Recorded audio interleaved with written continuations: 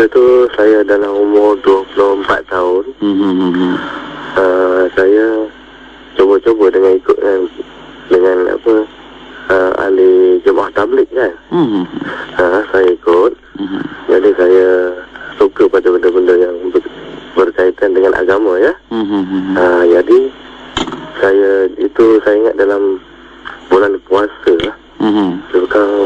Dalam 23 ke 24 Ramadan. Saya tak ingat lah. Saya pada catik tu, tapi saya dari tu pernah hilang. Agak-agak macam tu lah. Jadi malam kita buat mulai lah. Jadi masa saya dengan kawan-kawan saya tengah-tengah apa ni semayang tu kan. Ini semayang ni kita masing-masing lah, bukan campur-campur lah kan. Bukannya berjemaah, bukan. Jadi ketika saya semayang tu, saya rasa tubuh saya ni ada satu bau wangi yang tak pernah saya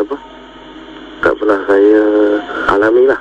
Dan bau tu pun tak pernah saya dapat terhidu sebelum ni sebelum ni. Jadi saya gerak lah kawan saya. Dia pun sama. Dia kata apa dia bau pada tubuh awak ni kan. Jadi semasa tu kami rasa seram lah kan. Takut apa ni benda yang dekat tu ada jin ke apa ke. Tapi saya terus buat semayang ni. Semayang itu apa nama? Semayang Lailatul Qadar lah. Kita ingat mungkin, tapi tubuh saya masa tu menggeletar lah tau. Saya keluar air mata saya pun terkeluar. Dia punya seram masa tu seram tu ya. Tapi saya cuba kuatkan juga. Dan 2-3 orang kawan saya pun cuba kuatkan semangat kami sampai waktu subuh hilang lah bau tu. Masa tu belum masuk waktu subuh lagi? Belum lagi. Dan bila waktu subuh dia hilang lah? Hilang lah. Dan suasana kelihatan lega begitu? Lega. Itu sering orang selalu bertemu di kala sebelum subuh ya? Apa pendapat anda, Saman? Saya tak berani nak cakap lah kan. Itu pertama kali? Ya, itu pertama kali. Dan saya tanya pada ustaz-ustaz dan orang yang arif lah kan. Kemungkinan malam tu lah. Dan saya pun tak banyak cakap kan. Sebab benda ni bukan kita boleh agak-agak kan. Jadi kita minta pada Allah ya. Supaya Allah terima lah apa taubat saya ketika itu. Dan permintaan saya. Dan saya rasa saya nak kata dekat sini tak bagus lah kan. Takut besar diri. Tapi akhirnya saya jumpa dengan Tuan Wali 9 yang boleh menunjuk pada jalan yang benar.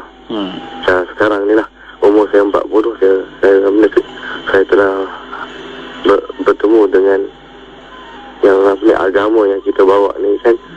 Ada yang sebenar-benarnya. Dalam keadaan nyata ke atau dalam keadaan tidak? Dalam keadaan nyata. Nyata bagaimana? Nyata lah. Ada seorang guru yang tunjuk pada saya bahawa kita sembahyang, tapi dalam hakikat sembahyang itu adalah ada akhlak yang mulia lah. Macam mana you katakan tadi you bertemu dengan wali? Dengan waris dia lah. Waris dia. Waris dia lah, bukannya wali songo. Waris dia, salah silah dia lah ya.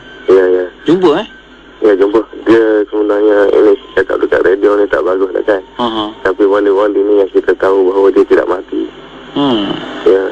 Yang macam Nabi Khidir kan. Yang boleh menunjuk pada jalan yang benar. Tapi kalau kita minta, insya-Allah siapa-siapa saja boleh. Kalau minta, kita mintakan negara kita ni aman kan. Kita minta, oh Allah, terimalah diri saya. Ini mungkin saya anggapkan perkara yang saya boleh alami itu. Ini adalah kerana untuk menunjuk pada jalan yang benar. Itu sajalah Encik. Terima kasih Encik Samal. Saya pun pun ni menggeletar sekarang. Ya. Bertenang. Ya. Tenang. Kita kalau kita bercerita tentang keikhlasan, kita yakin tentang ketelusan, Ya. apa yang datang pada kita, tak usah kita risaulah. Ya. Walaupun Saya minta macam tu nanti. jaga diri baik, Cik Samal